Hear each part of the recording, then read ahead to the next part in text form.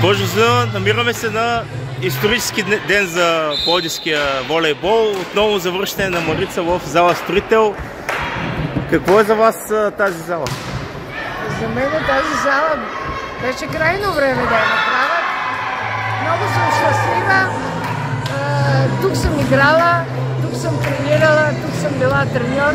Така че за мен е неописуемо щастие да се завърна в обновената зала. Какво ще пожелаете на Марица за новия сезон? За новия сезон само успехи.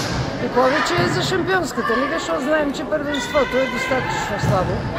И те ще победят.